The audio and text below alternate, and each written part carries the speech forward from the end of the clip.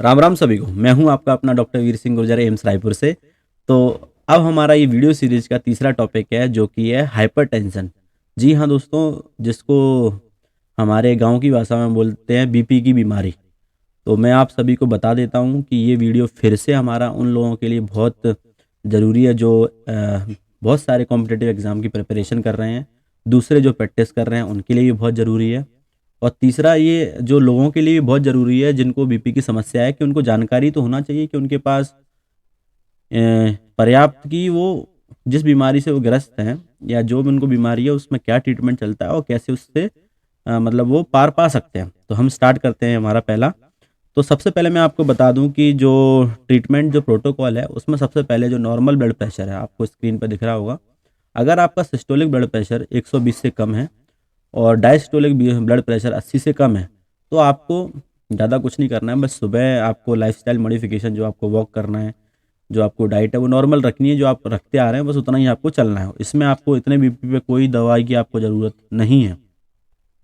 अब दूसरा हम क्राइटेरिया पे आते हैं प्री हाइपरटेंशन, मतलब हाइपरटेंशन होने की जिनमें संभावना ज़्यादा है उनको ब्लड प्रेशर उनका होता है रेंज में ऊपर। जो सिस्टोलिक ब्लड प्रेशर है वो 120 से 139 के करीबन रहेगा, 120 टू 139। और डायस्टोलिक ब्लड प्रेशर 80 टू 89। तो इनमें लाइफस्टाइल मॉडिफिकेशन के लिए हम इनकरेज करेंगे, बिल्कुल करेंगे।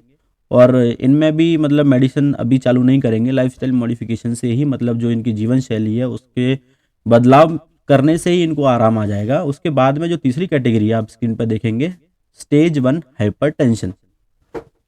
उनका जो ब्लड प्रेशर है, सिस्टोलिक ब्लड प्रेशर वो 140 से 159 रहेगा और डायस्टोलिक ब्लड प्रेशर है वो 90 टू 99 रहेगा। ऐसे मरीजों में आपको लाइफस्टाइल मॉडिफिकेशन के लिए उनको इनकरेज करना है कि उनको क्या लाइफस्टाइल मॉडिफिकेशन करना है, सुबह एक्सरसाइज करनी है, खाने में क्या क्या चीज़ें लेनी है, ये सारी चीज़ें आप उनको बताएंगे। उसके बाद में आपको इसमें इनिशियल जो ड्रग थेरेपी है वो आपको देनी होगी, जिसमें आपको थायजाइड टाइप के ड्रग देने पड़ेंगे, डायूरेटिक, जो बीपी को कम करेंगे, मतलब जो आपका जो वॉल्यूम ओवरलोड है उसको ठीक करेंगे।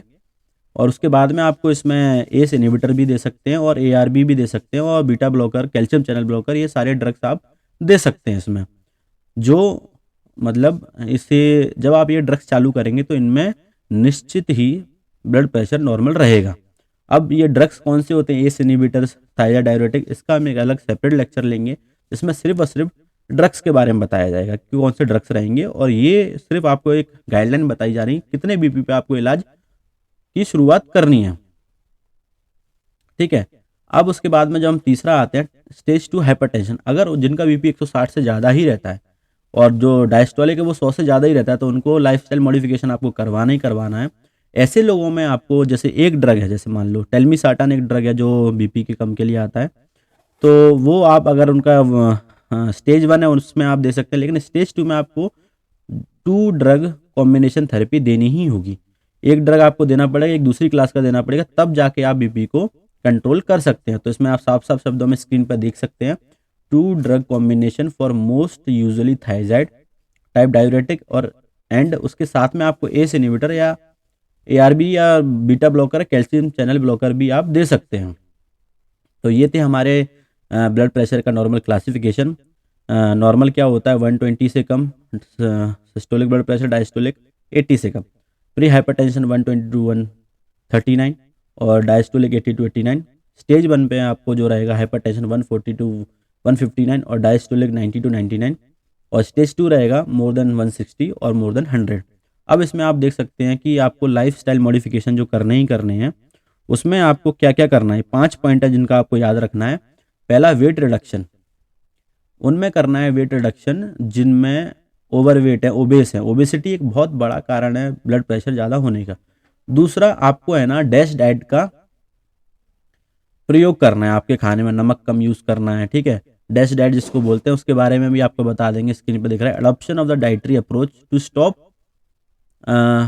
हाइपरटेंशन। तो eating plan which is rich in potassium and calcium with dietary sodium reduction, मतलब आपको आपके खाने में नमक मतलब सोडियम की कमी करनी है, पोटेशियम और कैल्शियम को बढ़ाना है। उसके बाद में आपको प्रैक्टिस मॉडरेट इंटेंसिटी जो फिजिकल एक्टिविटी वो भी करनी है। और स्मोकिंग का तो बिल्कुल ही निषेध है, मतलब उनको स्मोकिंग करना ही नहीं है। रिडक्शन ऑफ एल्कोहल, मतलब अल्कोहल का भी सेवन नहीं करना है। तो जब आप इतनी सारी चीज़ों का लाइफस्टाइल मॉडिफिकेशन करेंगे तो आप बीपी से ऑलरेडी बच सकते हैं, और ये सारी चीज़ें आपको फॉलो करनी है ट्रीटमेंट प्रोटोकॉल में। तो मिलते हैं अगले दिन अगले वीडियो के साथ। जय श्री राम।